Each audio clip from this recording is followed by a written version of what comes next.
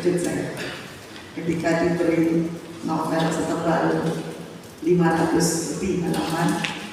Nah, berarti saya punya tugas untuk menyelesaikan membaca itu.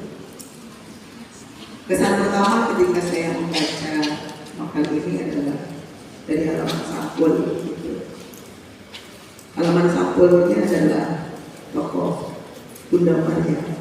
Saya pikir dari sampul ini kita bisa lihat bahwa sebenarnya yang ingin bercerita, termasuk ketika saya melihat nama penulisnya adalah perempuan, maka ketika saya harus membuat ulasan ini, maka judul yang saya pakai adalah bagaimana suara perempuan di dalam rekonsiliasi konflik di Timor Leste, di bumi Lorosan.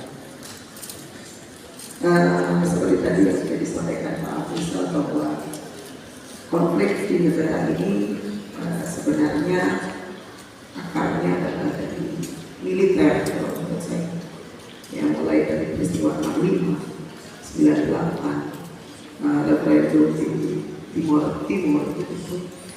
Saya pikir ada banyak peran negara lewat militer itu untuk melakukan kekerasan yang sistematik dan struktural begitu di dalam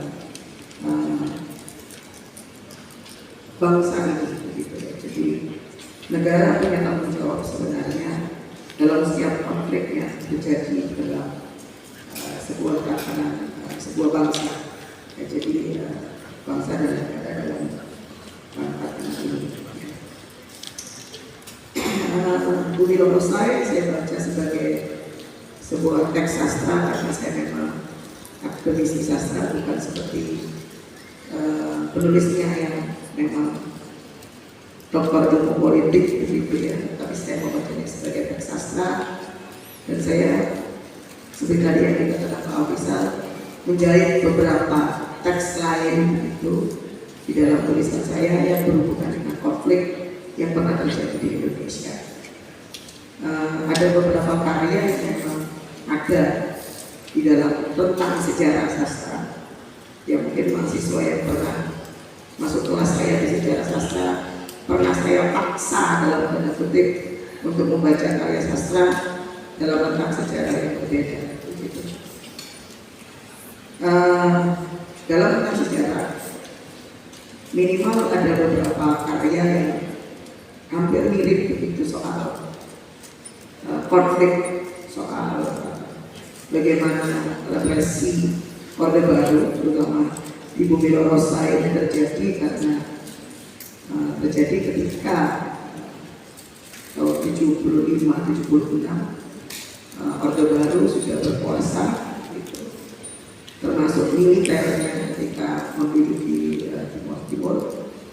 Ini adalah bagian dari sistem struktural yang sebenarnya ini juga menjadi bagian gitu. Kalau kita dulu pernah menjadi bagian dari kolonialisasi Belanda, ternyata Indonesia pernah menjadi bagian dari atau menjadi dalam tanda kutip penjajah di Timur gitu, dalam tulisan ini gitu ya. Di dalam novel ini gitu, semangat untuk menyuarakan itu ada di dalam tokoh-tokoh perempuan yang saya baca gitu. Termasuk cara bercerita ya, yang monolog yang tidak menggunakan tidak banyak menggunakan dialog. Jadi dialog yang terjadi di dalam novel ini kebanyakan dilakukan antara lelaki begitu ya. Kalaupun ada tokoh perempuan yang berbicara tidak banyak, lebih banyak tokoh-tokoh perempuan yang melakukan monolog. Jadi saya pikir ini karena terjadi sebenarnya karena sistem pendidikan di Indonesia yang menempatkan perempuan itu kalau ada apa-apa itu yang harus dipendam sendiri. Jadi ini yang kemudian mempengaruhi sepertinya cara menarasikan sejarah itu sendiri. Jadi tidak hanya penulis di dalam bumi Lorosai, ya, ada banyak tentang sejarah bagaimana perempuan bermonolog begitu ketika menceritakan sejarah. Di dalam sama begitu tokoh-tokoh perempuan yang berbicara mengenai peristiwa 98, peristiwa 27 Juli di Indonesia, itu semuanya tidak berbicara sesama tokoh, tapi bagaimana mereka menceritakan bagaimana proses membebaskan tahanan mahasiswa yang diculik oleh militer pada masa itu. Begitu pula di dalam Bumi Lorosa. Jadi para perempuan ini ketika mereka melakukan perlawanan, itu pun juga, atau ketika mereka mau melakukan rekonsiliasi konflik, itu pun juga melakukan monolog. Juga di dalam, berbeda dengan ketika Seno menuliskan dalam trilogi Eksiden, ya, ada banyak sekali bentuk-bentuk dialog yang berbeda, ya. Otomatis ketika kita membaca dialog di dalam trilogi Eksiden ini, kita bisa melihat, kita bisa menerima gambaran begitu. Oh, ternyata ada sekian orang sedang melakukan dialog atau diskusi begitu, atau bercerita gitu ya. Tetapi di dalam peristiwa saya ini lebih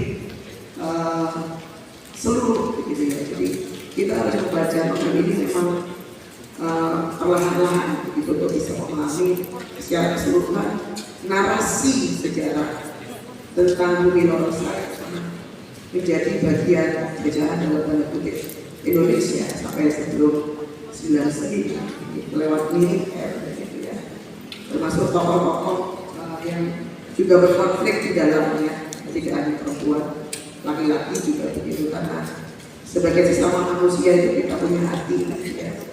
Ketika tentara Indonesia dikirim ke Timur, perintahnya adalah membunuh misalnya. Tapi dia juga pasti akan berpikir ini mesakit, gitu ya, kasihan gitu. Anak seumur saya misalnya, seumur saudara saya, seperti saudara saya, dan perintahnya adalah bunuh gitu.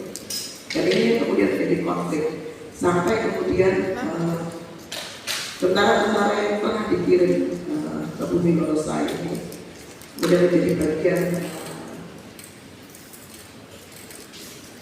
sumber yang dalam wawancara gitu, bahwa mereka juga mengalami yang namanya krisis ya. Jadi mereka yang pernah diminta membunuh di masa lalu dan sampai sekarang itu masih mengalami trauma. Jadi yang mengalami trauma itu bukan hanya keluarga korban, tetapi juga keluarga pelaku yang pernah jadi bagian dalam konflik kekerasan itu. Jadi di dalam novel ini soal-soal rekonsiliasi itu benar-benar disampaikan secara luas, ya, tetapi kita harus membacanya itu yang tadi disampaikan Pak Abisar.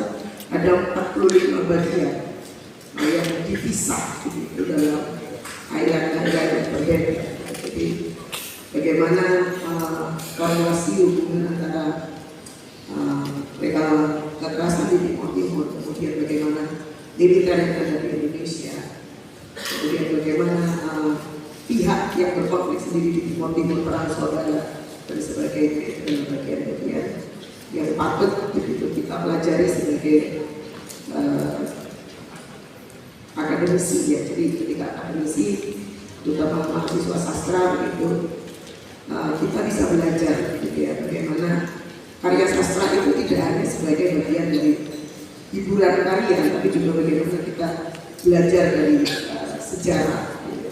Belajar dari sejarah, dari sumber alternatif, bahwa karya sastra ini bisa menjadi sumber sejarah yang selama ini dalam buku-buku sejarah yang ditulis oleh pemenang, otoritas negara mengontrol buku-buku sejarah dalam buku-buku sejarah yang ada di sekolah-sekolah. Tetapi dengan membaca karya sastra, kita bisa punya point of view lain. Oh, ternyata sejarah di Indonesia itu ada hal-hal yang ternyata begini. Ada hal-hal versi lain yang perlu kita pahami, karena sebenarnya menjadi akademisi itu tidak harus memahami satu point of view saja, tapi mestinya kita memahami karya sastra ini dari keseluruhan sisi. Ya, tidak hanya dari sisi sejarah yang kita pelajari selama ini, tidak hanya dari belajar dari korban, tapi bagaimana juga kita melihat dari sisi yang berjarak. Ya. Jadi tidak hanya dari sisi korban, sisi pelaku, tapi juga bagaimana kita melihatnya sebagai liar. Ya, jadi seperti itu yang bisa saya sampaikan. Terima kasih Pak.